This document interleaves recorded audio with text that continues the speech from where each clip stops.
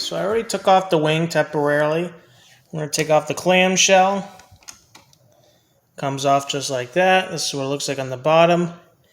It's just a black plastic texture. It doesn't show carbon fiber, but it's a pretty nice clamshell. I like how it has the engine cover right here. This is Mclaren P1, and this screen texture is really nice and how it's shaped. Really, really cool. How it's got this curved look to it. I really like that. Put that down right here. There's where the exhaust pipe is. Right here. And how it's set up as a twin turbo V8. Really, really cool. I like the details. There's no, I can tell it's kind of, there is some wire-like detail. Rubbery, maybe like plastic wire, and there's some metallic detail right here, maybe some metal wire detail, and there's like the spoiler armatures that can go up and down right here, and you also got these panels that can go up, the fuel cap or the oil filter cap or something like that. Probably most likely the fuel filter. They don't open all the way, so that's okay. So that's how those open. And I'll put this engine cover back on. It's got a couple of magnet points right here. The circular things that are reflecting is where the magnets pretty much rest. So if I wanted to just rest it like that, and then the spoiler would just, well, it doesn't really snap into place like that. But I'll get back to you in a few, and we'll look at the car with the spoiler back on.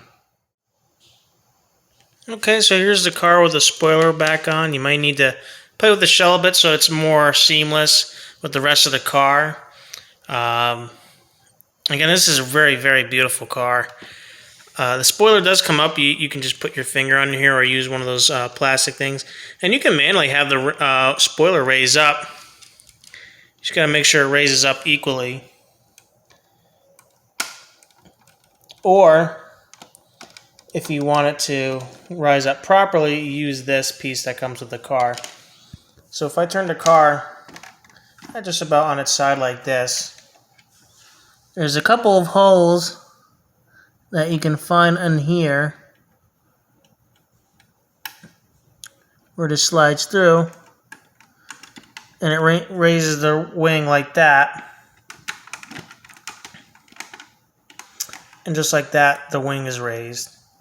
And you can also take it out afterwards, but now the wing is fully posable. It can now go like this and go into race mode. So that's pretty cool that the dynamic spoiler can go up and down. And with the doors flip up like this. And there's that blue interior. It's more like, I know it's like yellow natural light, but I'm not sure how the natural light looks right here, but you can see that nice blue interior. There's a seatbelt right here. It's kind of floppy. It doesn't go in there, but what's interesting is that the seatbelt joiner right here where the buckle goes in, it's actually painted red just like on real cars, so that's pretty cool. It does have the infotainment screen in there. It is slightly detailed. Can't really see because of the lighting, unfortunately. And there is see-through lighting through the top, so these are tinted panels up here, which is really nice. And you got the nice carbon fiber texture right here on the door. Same thing on the I would say the B pillar for the A pillar, which is really nice. Got carbon fiber up here with the roof scoop, which is also really cool. I believe the third brake light is also up here too, which is really neat. The front of the hood opens up. There's some storage up front. It's also got some nice armatures that hold the hood up, or in this case, this is the pretty much the trunk of the car. And there's some space right here for someone to put their luggage in. If you have some luggage detail, you can put some luggage in there, even though you're not going to really put much in there since it's a tight space. And there's also area for the ducts for the the air ducts that would come through the grill and over through the top of the front of the car to go out through the top for downforce. It's got this nice McLaren logo. It doesn't say McLaren on the car, except, well, right here it says McLaren on the clamshell, but right here it just has the McLaren logo. It doesn't say McLaren on it or anything like that, which I think is pretty cool, and it helps it give the idea that this is a special car. And it says P1 right here as well on the engine cover, as well as the rear license plate. And here's the front of the car. Very nice carbon fiber fronts. You got some ventilation on each side. I forgot what those are. The terminology for those, they're not, I don't think they're intercoolers. I'm not sure exactly what they are, to be honest. Oh, what's cool is that usually every auto art car has the brake disc move with the wheels in between the brake calipers, so that's pretty cool. I really like the carbon fiber detail mirrors on this car as well. Really nice to have the carbon fiber. And the inside of the car, on the dash, it's just black plastic. And I like the carbon tub. This is like a carbon tub detail along with the inside of the door. And right here you can see more where the air will be channeled into the side of the car to go into the engine bay for cooling. This is the passenger side. It's got some nice detailed air ventilation as well. Pretty cool. So yeah, the P1 was pretty much like one of the first. Well, the F1 came before, but the P1 was not really the true successor to McLaren F1, although some people might say it is or it isn't. This car was not as fast as the McLaren F1, and it didn't have the central seating like the McLaren F1, which would be cool if there was a P1 that had a central seating position. It would be interesting shape, but nonetheless, this is pretty much what started McLaren's design, current design philosophy. Even though it has changed where the headlights are and whatnot, this design philosophy of a lot of parts of the car resemble the McLaren logo, such as the taillights and the headlights resemble the McLaren logo or icon. You also got these air intakes up here along the back of the car to have the McLaren logo look. And the headlights, famous as they are, have that McLaren logo shape. And if we look at the rear of the car, so do the taillights have that McLaren logo kind of shape to them. I believe there's a screen. Yeah, there's like a screen back here as well. And you got some of the, I don't know if these are fans on each side, but they have that as well. Back of the car is always pretty cool. When this car first came out, I wasn't really a huge fan of how this active spoiler looked, but it's grown on to me, and it's a really interesting looking thing. It looks like a skateboard. Usually the Lego, there was a Lego model that had like a skateboard that was basically the wing of the P1. But yeah, it's a really cool looking car. There's a side profile of the car. Really interesting stance. The car definitely looks longer in the rear than in the front. And overall, the finish, the fitting of where the joints are, it is all right. It's acceptable. If you let this focus for a second, the joining is, the seams are not too terrible or anything like that. It's definitely better than the Maisto models. I don't see a lot of issues with the paint details or anything like that, or anything like that. Considering that how the clamshell comes down, you will have to play with it a little bit, make sure it sits right so that it doesn't look like there's gaps or anything. And I noticed that these fuel cap or oil filter or oil insertion caps on the top over here with the flaps don't always sit down all the way completely, especially this side of the car, the left side of the car. It could vary between models. This particular model I have has impeccable paint detailing, and overall, it's a really beautiful car. I mean, I don't really have any serious complaints about it. This is probably the best one I've reviewed so far. Sorry about my fingers in the way. Uh, I mean, I got this for like $225 online. Some people are going to try and sell these for $300, $400. I wouldn't spend it that much money. This is a composite car, and the shell and the hood and all that stuff is all composite. It kind of has like the metallic, kind of cool feel to it, but it's all composite, which is fine. I don't really have a huge problem with the composite body cars as much. Although most of the model cars I do have are still in storage are die-cast bodies by some of them. Two of them are by Auto Art, and the rest are all Maisto. And the Maisto ones are obviously cheap. You can get them for like $12 to like $100, depending on where you get them. And there are some really nice Maisto cars that I'll definitely share in the future that I think are pretty good for the value that they are, although they could have some improvements in certain areas. Some of the cars that Maisto has are a mix between die-cast body and plastic bumpers or something like that. And sometimes the paint it matches really well, and sometimes it doesn't. Um, Even though this is all like all composite, the paint pretty much matches all the way through. I don't see any difference of color in white or something like that, or carbon color or black panels or anything like that.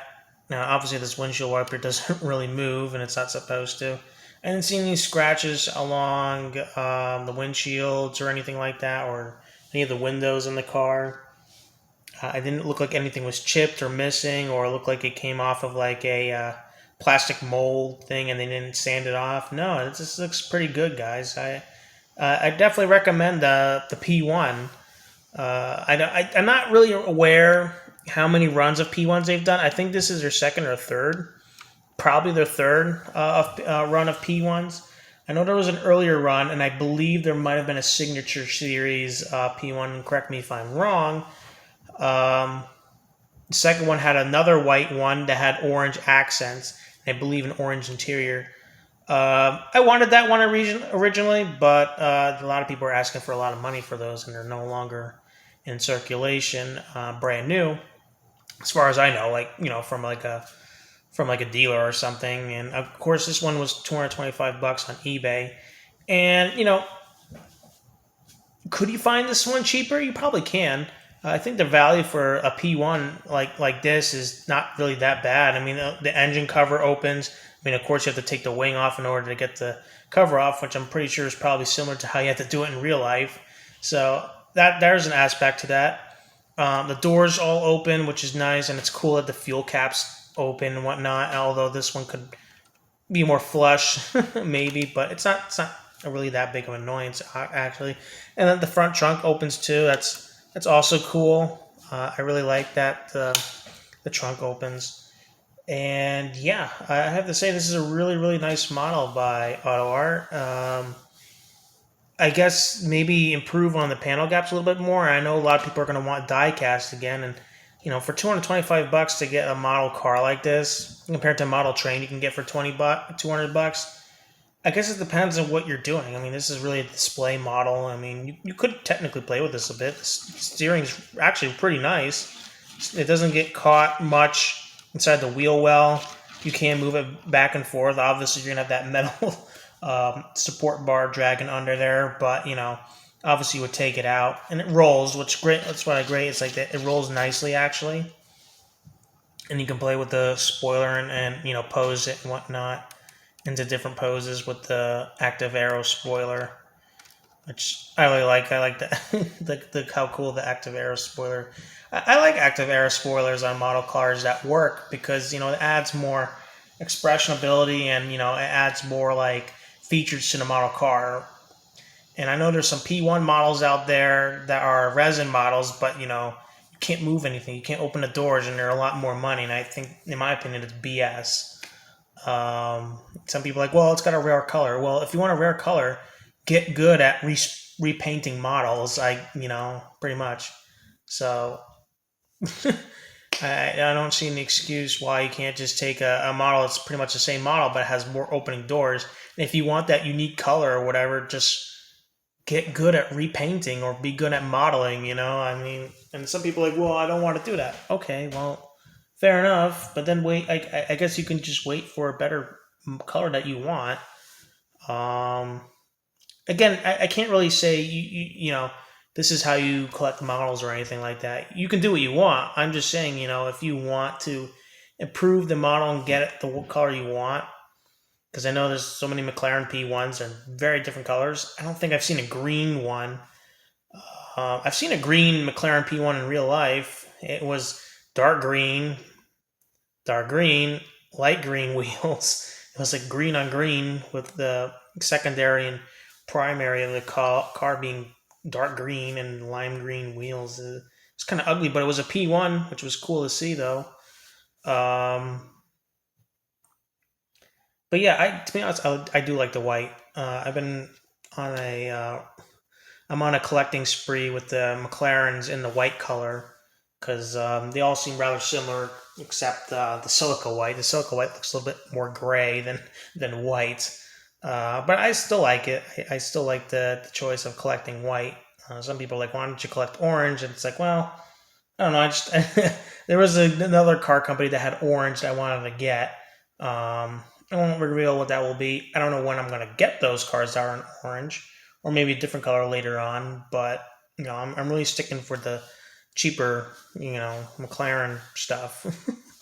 um, there are a couple cars going down the line that I'm interested in, but yeah, what would I rank this model? I know I gave the other cars like an 8 out of 10. And I know model cars you can add LEDs to. I've seen somebody did LED lights for their P1s, and I thought that was pretty cool. There's a YouTube that where they put LED lights on the P1s, and they had like they had the turning signals working and the headlights and the rear tail lights working with the turning signals integrated with the rear tail lights. It was pretty cool. Obviously, this car doesn't have that. There's no lighting functions or anything like that. There's no sound functions either. It's a model car. Most model cars that are 1/18 scale don't even have lighting or sound functions. There are a couple, I think, Chinese companies that have like Rolls Royce that have lighting functions. However, I don't know how good they are, and I'm not really interested personally to get those cars. So I can't really vouch for how good those model cars are. They're around $100, I believe. They're on eBay as well. To find auto cars, you might as well go on eBay for a better value than buy them outright from and pre-ordering from Auto Art. Honestly, it's the same thing with model trains. You don't really want to buy from the manufacturer's website. Just wait until they're like in like a retailer store or something, or on eBay. On eBay for model trains, it can be different. Some people are still trying to sell it for like market price or certain markets suggest it. I'm like, yeah, no. In model trains, you gotta get hooked up with somebody if you want something brand new, like as close as possible when it gets released. You gotta hook up with somebody who will give you the best deal. Um, so that's that. What would I give this car? All right, we're here.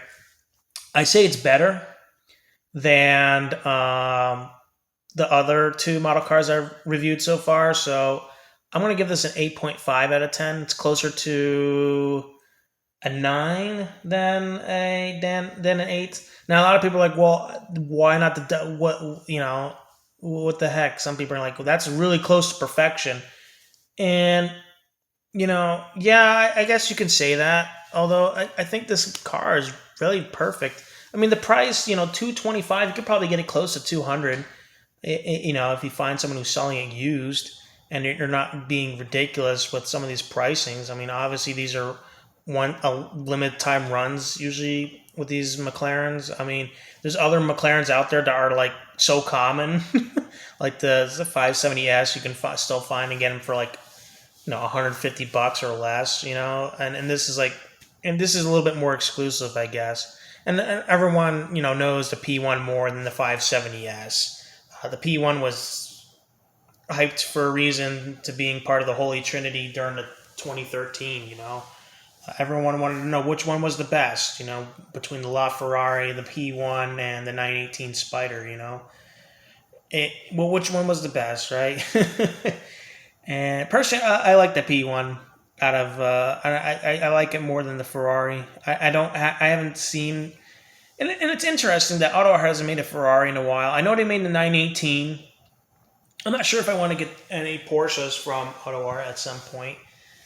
I don't really collect Porsches, which is interesting because I like Porsches. I think they're nice. To get a 918 would be cool. Unfortunately, Auto Art does not make a LaFerrari as far as I know.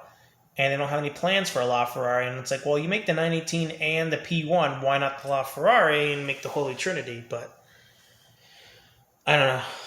Auto Art, from my experience of how much they produce, they seem to slow down of like their variety of models they used to make. They used to make a lot of things. They used to make a lot of JGTC cars, ALMS race cars, GT2 cars, I believe some GT1s.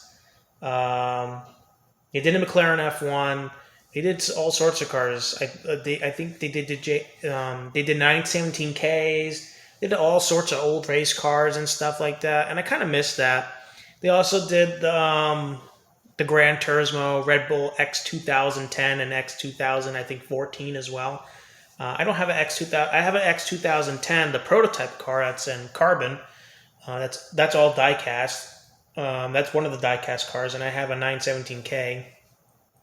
So, yeah, it's kind of sucks that there's no die-cast anymore, and I think the die-cast cars are a little bit higher. I'm not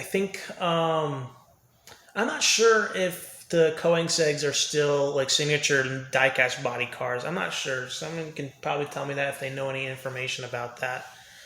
But personally, I don't have a huge issue with composite bodies. I've seen people. I've done some research videos, just watching videos of people how they feel about composite cars, and some people have been saying that Auto Art has definitely dropped some of their quality, and I actually have to agree a little bit. This car doesn't have the quality imperfections probably to what other people might get. I'm not sure how varying the quality is on the P1s or some of the other models. I know I've commented on the 570S, I believe and the 675 LT on some of the things I've pointed out. But I don't really have a huge issue with the composite body cars. They're not melting or anything, or the paint's not getting destroyed. But I never really had any issues with Auto Art's model cars, relatively at all. I mean, it's to each their own, I guess, at that point. I think the car is very beautiful, particularly this model as well, the P1. This particular P1, I think is, in my opinion, one of the best, if not the best, model that I got right out of the box in my fleet of McLarens so far. Later on, I'll be doing comparison between this and a couple of the other cars. This is pretty much my standard right here. Is the car that I rated 8.5 out of 10 right here is the P1. This is pretty much the best model I have so far out of...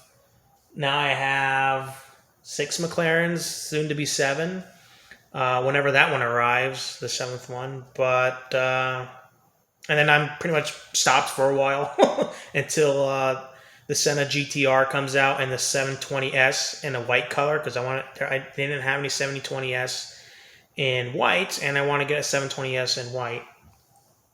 And I hope they do the 765 or something like that, or whatever it is, the LT. I want them to do the LT as well. And I wish they did the 600 LT as well. But yeah, without further ado, guys, that's pretty much my review on the P1. It's a recommendation for me. If you want a P1, there's a good amount of colors that you can find. There's a blue one. There's a blue color. I think they brought back the orange. It's a sunrise orange, I believe. I think they have another yellow one as well. I'm not sure if there's a red one, but I know there's this white one and there's a blue primary color one. They never really do anything with the exposed carbon, or secondary color black with the exposed carbon. So, yeah, you're pretty much stuck with just the primary color and interior changing colors. So, yeah, definitely a recommendation for me. And yeah, that's pretty much it, guys. I hope you enjoyed this in-depth car review, or not really in-depth, but regular car review. I don't really want to tear it apart to see how well the plastics inside the framing and the shell of the car. But yeah, this is Pensy Joe signing out again, and I see you guys in the next video. Bye now.